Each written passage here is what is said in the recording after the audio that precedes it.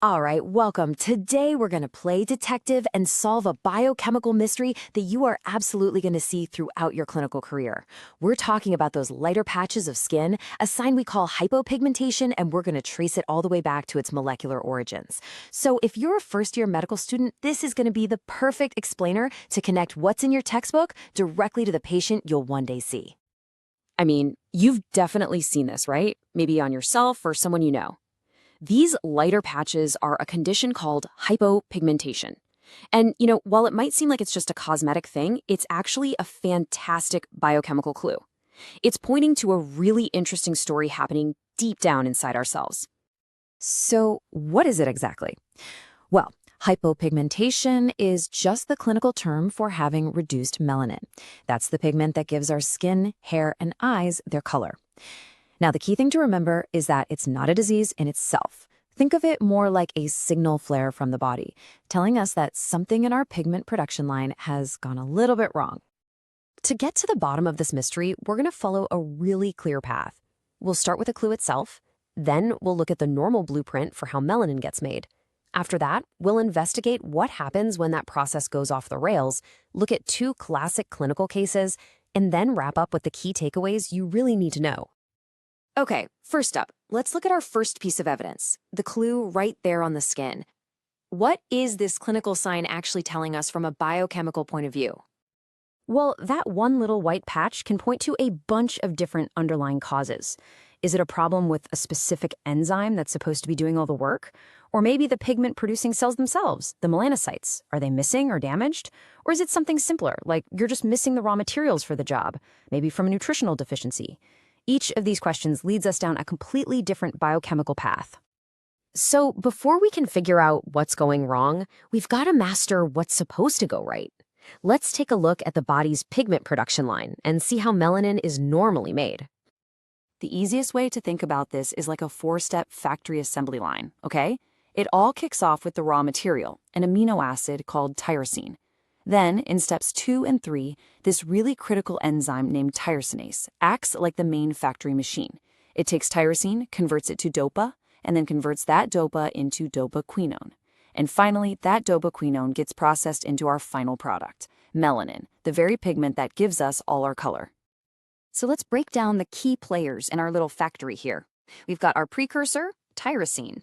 We've got our superstar enzyme, Tyrosinase, which, and you're going to want to remember this for later, needs copper to work.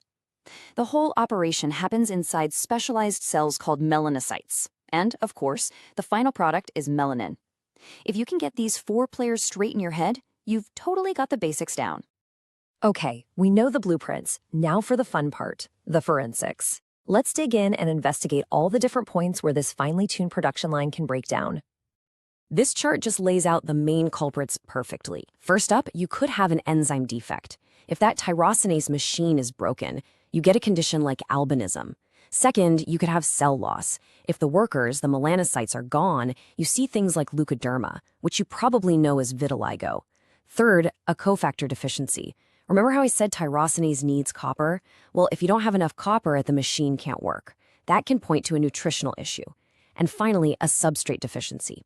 If you don't have enough of the raw material, tyrosine, maybe due to malnutrition, the whole production line just grinds to a halt. So, and this is really the crucial point here, a single clinical sign, hypopigmentation, can happen because of a faulty machine, a missing workforce, or just a lack of raw materials. That factory analogy is absolutely the key to keeping these different causes organized in your mind for your exams. Okay, let's apply this framework to two classic clinical examples that just perfectly show these different points of failure: albinism and leukoderma. This comparison makes the difference crystal clear. In albinism, the biochemical problem is a busted tyrosinase enzyme. It's a classic example of a congenital, an inborn error of metabolism. The factory machine was basically broken from birth. This leads to a generalized lack of pigment everywhere. Now, on the flip side, with leukoderma or vitiligo, the enzyme is totally fine. The machine works. The problem is a localized loss of the melanocyte cells. The workers have just disappeared from certain areas. This gives you those acquired, patchy losses of pigment, and it's often linked to autoimmune causes. So you see, same sign, but a totally different biochemical story. All right, let's pull everything we've uncovered together. This is your high-yield summary. These are the key concepts you want to lock in for your exams and for when you see this out in the clinic. Okay, let's nail down these key takeaways. First, the core idea. Hypopigmentation just means you have reduced melanin. Simple. The whole pathway starts with the amino acid tyrosine.